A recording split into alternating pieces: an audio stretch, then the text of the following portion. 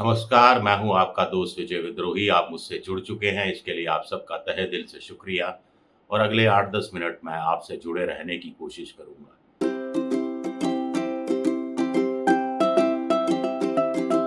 तो जम्मू-कश्मीर और हरियाणा विधानसभा चुनाव के लिए कुछ चौंकाने वाली खबरें आ रही हैं। ये चौंका रही हैं खबरें सोशल मीडिया के हिसाब से, गोदी मीडिया के चैनलों के हिसाब से, जिसमें कहा जा रहा है कि मुकाबला कांग्रेस के पक्ष में एक तरफ़ा नहीं रहा, बराबरी का मुकाबला होता जा रहा है। लेकिन क्या वाक़ई में मुकाबला बराबरी का होता जा रहा है? क्या जो पिछड़ गई थी बीजेपी वो रेस में आ गई है या अभी भी पिछड़ी हुई है? मोटे तौर पर मैं आपका ज़्यादा समय नहीं लूँगा। मेरे हिसाब से जम्मू-कश्मीर में चुनाव बहुत इंटरेस्टिंग फ़ेज़ में आ गया है और हरियाणा का चुनाव आम आदमी पार्टी अगर 89 सीटों पर पूरा ज़ोर लगाती है, तो थोड़ा-सा इंटरेस्टिंग फ़ेज़ में आ जाएगा, यानी लोगों की रुचि बनी रहेगी। अभी तो दोनों जगह एक तरफ़ा चुनाव लग रहा है। हरियाणा में कांग्रेस की जीत लगभग पक्की मानी जा रही है और 55 पार सीटें अभी भी आम तौर पर कही जा रही है। कुछ लोगों का कहना है कि 58 से लेकर 64 के बीच की सीटें कांग्रेस के खाते में आ सकती हैं।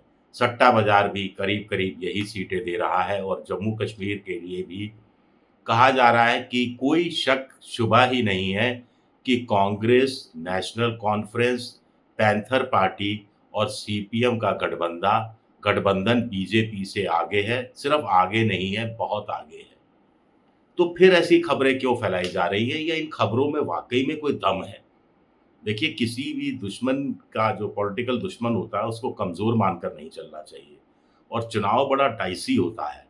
कब चुनाव पलट जाए या वोटर के अंदर की बात कोई भी पॉलिटिकल पार्टी गारंटी के साथ नहीं कह सकती, वो समझती है। तो इस हिसाब से जैसे जम्मू-कश्मीर से स्टार्ट करते हैं। जम्मू-कश्मीर में 90 सीटें हैं, जीत के लिए 46 सीटें चाहिए। बीजेपी ने इस बार 3, 4, 5 नई चीज़ें की। एक एससी-एसटी का आरक्षण, जिसका उनको लगता है कि फ़ायदा होगा, 9 और 6 कुल मिलाकर 15 सीटें हैं। दूसरा डिलिमिटेशन, बहुत सी सीटें रीडिफाइन की गई। उसमें से जैसे जम्मू इलाके की सीटें हैं, उनको इस ढंग से रीडिफाइन किया गया ताकि बीजेपी की जीत की संभावना बढ़ सके। तीसरा काम जो बीजेपी ने किया कि डिलिमिटेशन के बाद जम्मू की सीटें बढ़ गई हैं पहले के मुकाबले। घाटी की सीटें कम बढ़ी पहले के मुकाबले। अब 43 सीट जम्मू की हैं और 47 सीटें घाटी की हैं। चौथा, बीजेपी ने निर्दलियों पर बहुत राजनीतिक दाँव खेला है। बहुत बड़ी संख्या में निर्दलीय चुनाव मैदान में उतर आ रहे हैं। 44% जितने लोग खड़े हैं, 44% उसके निर्दलीय हो गए हैं। ऐसा पहले कभी नहीं देखा गया। यहाँ तक कि राशिद इंजीनियर के साथ भी गुपचुप कोई समझौता हो गया है, इस तरह की खबरें भी आ रही हैं। तो बीजेपी का स्ट्रैटेजी क्या है जम्मू-कश्मीर को लेकर? फिर रेवड़ियाँ, 5वाँ रेवड़ियाँ जमकर बाँटी जा रही हैं। छठा, उनको लग रहा है कि जम्मू-कश्मीर में अब प्रधानमंत्री दौरे करेंगे तो थोड़ी-सी फ़िज़ा बदलने की कोशिश करेंगे। लेकिन बीजेपी ने सबसे बड़ा गेम प्लान क्या है? बीजेपी का गेम प्लान है कि जम्मू की 43 में से ज़्यादातर सीटें उसके हाथ में आ जाएँ। मैं कहता हूँ कि अगर 43 में से बीजेपी को 35-36 से कम सीटें मिली, तो बीजेपी के लिए कोई मौका ही नहीं मिलेगा सरकार बनाने का। 35-36 सीटें अगर बीजेपी को मिलती है, तो उसको उम्मीद करनी चाहिए कि गुलाम नबी आज़ाद कम से कम 4 सीटें तो कम से कम लेकर जाएँगे, ताकि उनका ये आंकड़ा 40 तक पहुँचे। फिर बीजेपी को दूसरी उम्मीद करनी पड़ेगी कि घाटी में उसका कम से कम खाता तो खुले। खाता से भी काम नहीं चलेगा, 1 सीट से काम नहीं चलेगा, कम से कम 3-4 सीटें घाटी में चाहिए। अगर 3-4 सीटें घाटी में आ गई जो असंभव जैसा अभी लगता है, तो भी बीजेपी 44, 43, 44 पर पहुँचेगी और बहुमत के लिए 2-3 सीटें और चाहिए होंगी। अब निर्दलीय कितना साथ देंगे, कितना नहीं देंगे, ये सब तब निर्भर करेगा जब वहाँ त्रिशंकु विधानसभा की सीट होगी, की स्थिति बनेगी। लेकिन अब गठबंधन की बात करें, 47 सीटें घाटी में हैं। गठबंधन को 47 में से नेशनल कॉन्फ्रेंस कम से कम कहा जा रहा है कि 20-22 सीटें जीतने की स्थिति में होनी चाहिए या उससे भी ज़्यादा सीटें जीतने की स्थिति में होनी चाहिए और कांग्रेस के खाते में भी कुछ सीटें आनी चाहिए और ताकि ये आंकड़ा करीब-करीब 25 और 35 तक पहुंच जाए और जम्मू के अंदर 43 सीटों में कांग्रेस के खाते में 10-12 सीटें कम से कम जानी चाहिए ताकि फिर एक कम्युनिस्ट पार्टी की सीट है, ताकि कुल गणित 50 के आसपास पहुंच जाए, 50 पार कर जाए, जो आज की तारीख में मेरे हिसाब से थोड़ा संभव नज़र आता है।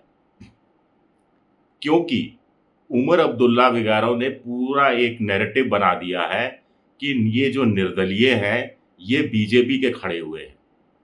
बीजेपी ने घाटी में बहुत सारी सीटें छोड़ दी हैं, 28 सीटों पर वो चुनाव ही नहीं लड़ रही है। क्यों नहीं लड़ रही?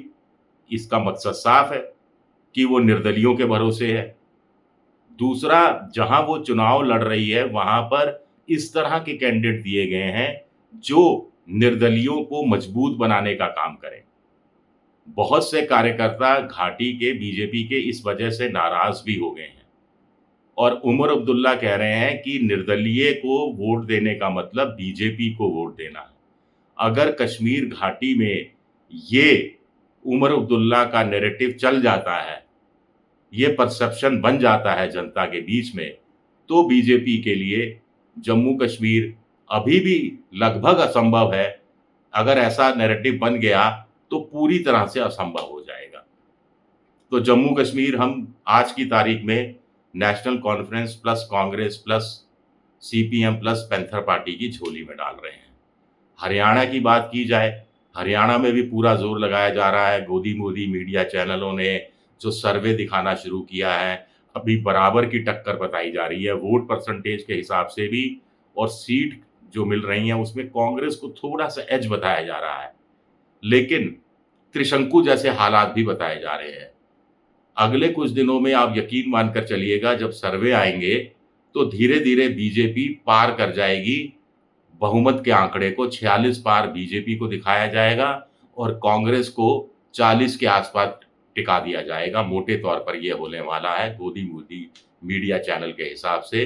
ये स्ट्रेटजी बीजेपी की 2019 के विधानसभा चुनाव में काम आई थी, जब गोदी मोदी मीडिया चैनलों ने बीजेपी को 90 में से 75, कुछ ने 80, कुछ ने 82 सीटें देना शुरू कर दिया था, तो फ्लोटिंग वोटर प्रभावित हुआ था। लेकिन जानकारों का कहना है इस बार ये दांव चलने वाला नहीं है।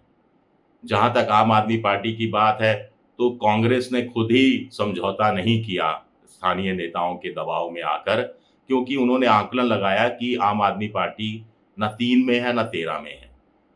सुनने में तो यहाँ तक आया है कि आम आदमी पार्टी अंत में सिर्फ 4 सीटों पर सहमत हो गई थी। शर्त ये थी सिर्फ कि 4 में से 2 सीटें कलायत की सीट और जींद की सीट उनको दी जाए और बाकी 2 सीटें कांग्रेस अपनी मर्जी से दे। कांग्रेस चाह रही थी कि कुरुक्षेत्र में जो लोकसभा चुनाव में उन्होंने 3-4 विधानसभा सीटों में बढ़त हासिल की थी, उसमें से 2 सीटें ले ले और 2 फिर कांग्रेस अपने हिसाब से तय कर दे। यानी कांग्रेस अपने हिसाब से 4 सीटें देना चाहती थी, आम आदमी पार्टी 2 अपने हिसाब से लेना चाहती थी। तो मामला यहाँ फंसकर, यहाँ उलझकर रह गया। नहीं तो कांग्रेस ने जब सीपीएम के लिए एक सीट छोड़ी, ये अखिलेश यादव के लिए भी सीट छोड़ने को तैयार थी, तो आम आदमी पार्टी को भी समझौते के अंदर आ जाना चाहिए था। अगर 4 सीटें भी उनको दी जाती, तो जो माहौल है उसमें से कम 2 या 3 सीटें तो आम आदमी पार्टी जीत ही लेती और हरियाणा में कम से कम उनका खाता तो खुलता। हरियाणा में दरअसल बीजेपी कितनी भी कोशिश कर ले, लेकिन पत्रकारों का कहना है कि थोड़ा बहुत वोट ऊपर नीचे होगा। कुछ व्यक्तिगत जगह, व्यक्तिगत कैंडिडेट के हिसाब से, या निर्दलीय कोई है, या कोई रीजनल पार्टी का कोई बड़ा नेता है, या जातीय समीकरण के हिसाब से कुछ सीटें इधर-उधर हो सकती हैं, लेकिन वोटर एंटी इनकम्बेंसी का मारा हुआ है।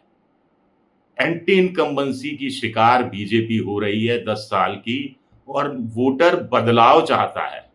किसी भी कीमत पर वो बदलाव चाहता है, और जब वो बदलाव चाहता है तो बदलाव 2 तरीके से चाहता है। एक तो सत्तारूढ़ पार्टी को हटा देना और दूसरा ऐसी पार्टी को सत्ता में लाना जो उनके हिसाब से में सत्ता में आने की सामर्थ्य रखती है और वो पार्टी सिर्फ कांग्रेस है।